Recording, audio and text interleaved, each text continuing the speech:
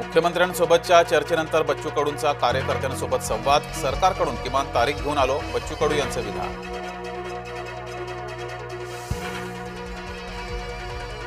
कडू समर्थकांवर गुन्हे कशाला, मनोज जरांगेंचा राज्य सरकारला सवाल.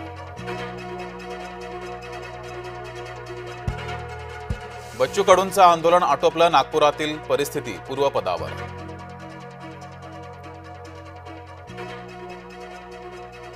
शेतकरी कर्जमाफी आंदोलकांवर गुन्हा दाखल, बच्चू कडू, राजू शेट्टी, जानकर, तुपकरांवर गुन्हे दाखल.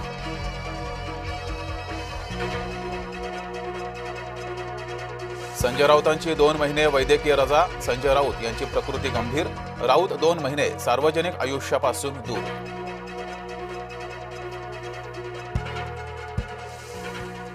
पूर्व घोषित मुदतीतले अर्ज, एशियाटिकच्या निवडणुकीसाठी पात्र, कुमार केतकर पवार गटाच्या अध्यक्षपदाचे उमेदवार, मुदतीनंतरच्याही अर्ज ग्राह्य धरा, पवार गटाची मागणी, धर्मादाय आयुक्तांनी पवार गटाची मागणी फेटाळली.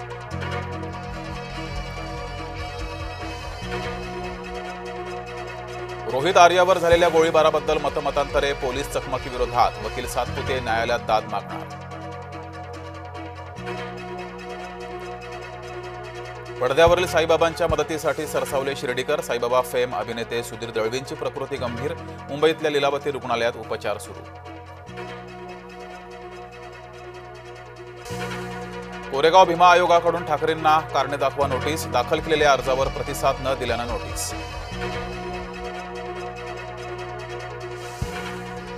राज्यसेवा मुख्य परीक्षेचा निकाल जाहीर, सोलापूरच्या विजय लमकणे राज्यात पहिला.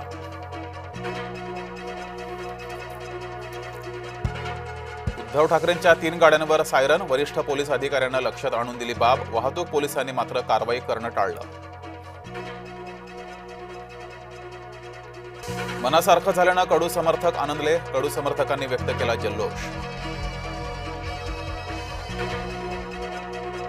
15 ऑक्टोबरपर्यंतची मतदार यादी ग्राह्य धरावी, राज्य निवडणूक आयोगाची केंद्रीय निवडणूक आयोगाकडे मागणी. बॉसला मारा पण मोर्चाला या, राज ठाकरेंचं विचित्र विधान.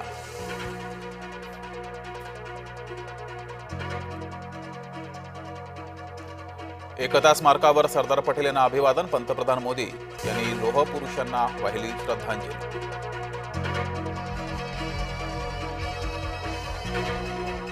गुजरातच्या केवाडिया इथे विशेष पथसंचलन, महाराष्ट्राच्या चित्ररथानं घेतला सहभाग.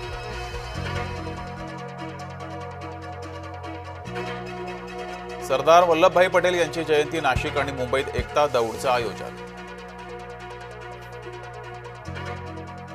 पुण्यामध्ये अबू आझमींचे फोटो जाळले, अबू आझमी औरंगजेबाची पिलावळ, आझमी वंदे मातरम म्हटला नाही तर आंदोलन करणार, भाजपा युवा मोर्चाचा इशारा.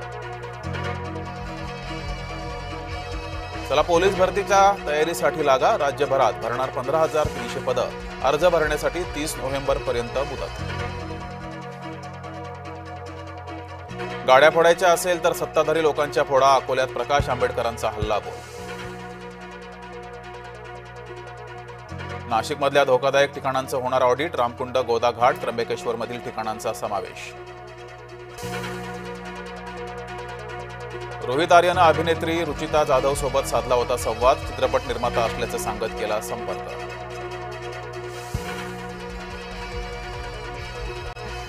रोहित आर्य कुख्यात हाजी मस्तानच्या मुलीच्या संपर्कात, हाजी मस्तानची मुलगी आणि रोहितची घनिष्ठ मैत्री, पुण्यात दोघांनी बांधकाम व्यवसाय केला होता सुरू.